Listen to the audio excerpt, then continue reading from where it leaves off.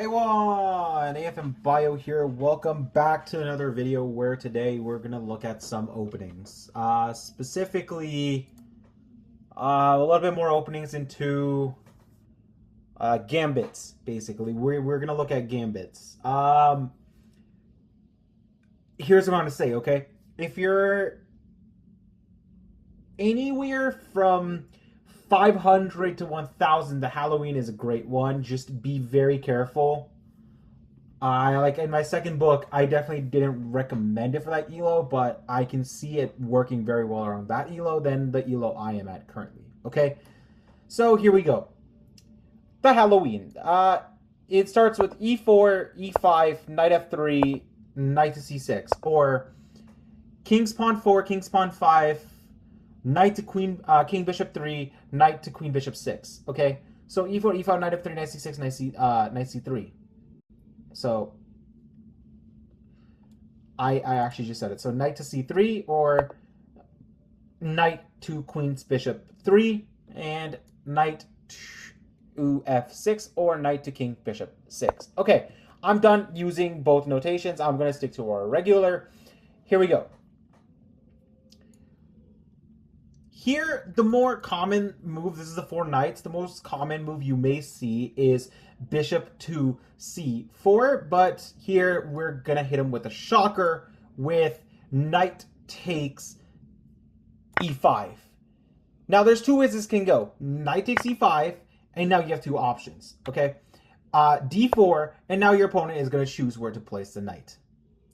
So if they go knight to c6, I will show you the continuation from there, but right now we're going to stick to the main line where knight goes to f6. So knight to f6, e5, knight g8, bishop to c4, and here your opponent may play d5, d5, they may play f6, or they may just play c3, d5. c6, d5, which all work, but we're just going to look at d5. When d5 gets played, you're going to do bishop takes d5. They will play queen to e7. You're going to play queen to f4, queen to f3, and knight to here does not work. Knight to h6 does not work. Knights on the rim are dim for obvious reasons. So what are they going to do? They're going to probably look to trade off the bishops with bishop to e6, and you just snap take this pawn. You snap take the b7 pawn, rook to b8, and you are just going to ignore the hanging bishop for a second. Well, you're not going to. You're just going to drop your bishop back to e4, and now your opponent is going to struggle a little bit with development, so they will need to play knight on the rim and try to get pieces out this way. So you let the knight sit in the rim, or you can snap it with bishop takes h6, g takes h6, and you will play d4, d5. But I don't like doing this. I really don't like doing this, and I'll show you why in a second. So here we're gonna just play b3 to stop the rook from ever trying to grab that pawn. So they may play like knight to knight to f5. Knight to f5, you can also continue ignoring this. And you're going to play a5, a4, and they're going to try to swindle their way around by playing knight here, knight to h4. Knights on the rim are dim, obviously, everybody knows that. So you can just slide the queen over with queen to h3. Queen to h3, and now they're going to play g6. It's a bit too late because now you're going to play bishop to a4, bishop to a4, a3, and force the queen into a position where she does not want to be, like maybe queen here to d8 or queen here to d7, and this isn't looking well. And the problem is problem is that when this happens anyway, you're just gonna snap, like you're gonna just play g4, and you know this knight's not under attack. They're gonna have to retreat the knight. Like, doesn't really matter. But let's say knight here, you're just gonna snap take this, and they're gonna go bishop here, fancy little bishop here, and that's fine. You can just shove your g pawn if you need to. I'd say don't. You know, just play with these pieces, bully them like this, and this bishop is now trapped. So the bishop has to take, and you take, and this is looking really, really terrible for black. And black here wants to castle at some point, but cannot. So, you know, black will take this here. You take, trade, take, and I mean, doesn't really matter here what you do. I mean, you're pretty much winning here. It's just kick this knight out. Knight's gonna take that pawn. So be careful here, just so you don't take the pawn. You can just push this, and now the knight's never getting down in here. And the knight's kind of stuck, so they may just hook the knight in. You can just kick it out like a fishing pole, and knight has to go back on the rim. I mean, the knight can go here and attack, kind of, but I mean,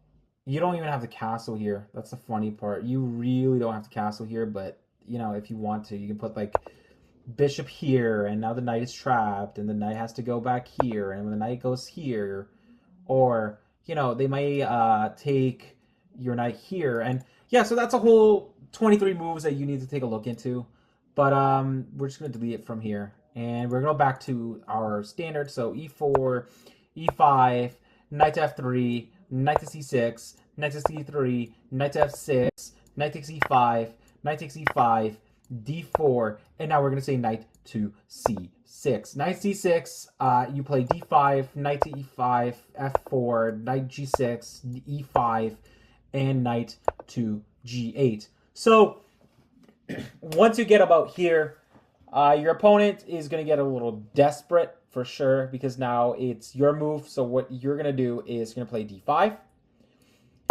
c takes d5, e takes d5, and queen to f6. So this is the main line. You're going to just play knight to g5, or knight to b5, and your opponent's going to play king to d8 because he doesn't want to get forked, which makes total sense, and you're going to play bishop to e3. And here's the trap. They may want to kick your knight with a6, and problem is you are caught in a windmill. Why? Let me show you. Because bishop to b5 check, king is forced to go into d8, king e8, knight to c7 check, king goes back to d8. The soul is just getting absolutely mugged here, you know, because you take his b2 bomber with check. The soul has to move, go for another check. Soul has to come back. To add insult into injury, you just take a foot soldier here with check. Soul goes back, check. Soul has to come back, and you go check one more time with your joint task force, and the soul has to go back to E, and the tactical nuke is gone with knight takes f6 check. And it doesn't really matter how they take it. Let's say they take it with the knight, you deliver another blow with your tactical nuke with queen to e2 check, and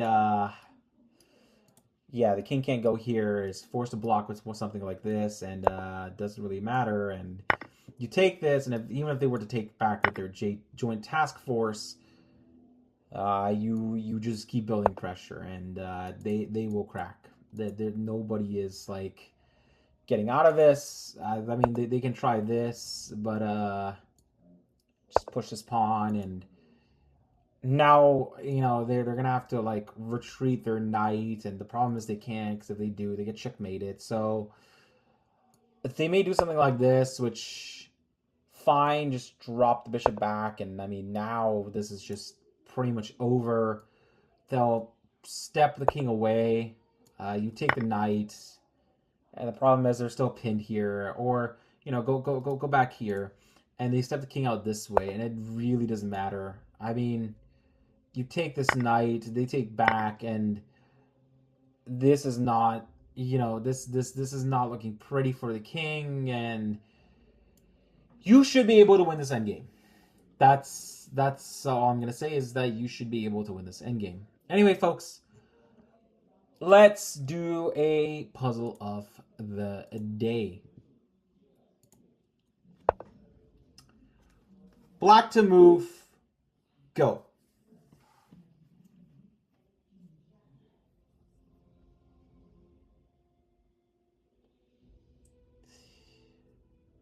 Got it? Good. Here we go. Okay. So let's take a look at this. There's a queen on A8. There is a rook on B1. There is a rook on C4, a rook on C7, which is a battery. This is a battery. There's a knight on F4, looking at this. So this is technically your end goal. So what do you go? You can go with check. The king has to move back, and this looks interesting. This looks interesting, but the problem is you're gonna have to go back at some point, and you don't want that. You really, really don't want that. So okay, let's see. Rook to C3. Rook to C3, looking to just sack it for the bishop. Looks interesting. It really does look interesting, but the problem is they play this. Well, what do you hit him with? You can just take the pawn, and once you take the pawn, they will hit you with this, and you get forked. And yeah, that doesn't look pretty.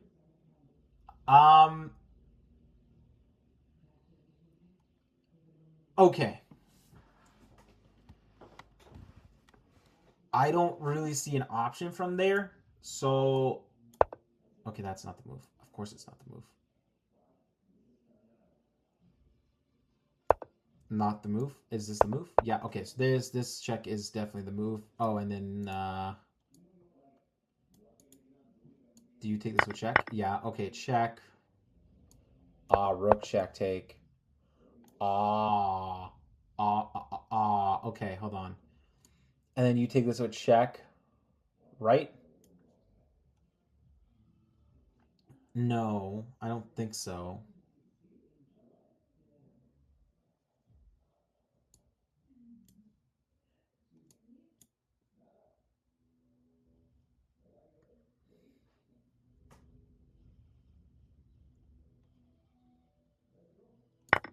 Oh no, you do take this. Okay. Okay. Well, there you go, folks. There's your like I said, folks, this book is 1713 Canadian and 1250 USD. The paperback, 7 USD for ebook, and 5 for ebook USD, and 7 Canadian. This is the front. This is the back, and this is what it contains inside. Okay, this version y'all are never getting. This is mine. Okay, there was only one of this, and I have it. Y'all ain't getting this. Okay. Anyway, folks, I hope you guys enjoy this video. Join my Discord, join my Google Classroom. I do grade your stuff, and yeah. My Discord is currently at 14, and it's only been like a couple days. 14 members in a couple days. That's amazing. So guys, join, and we can talk about stuff. And like I said, you can message me, message my team, and we also host chess tournaments. So you have an update on that. Anyway, folks, peace out. Anyway, I hope you guys enjoyed this video. Peace out.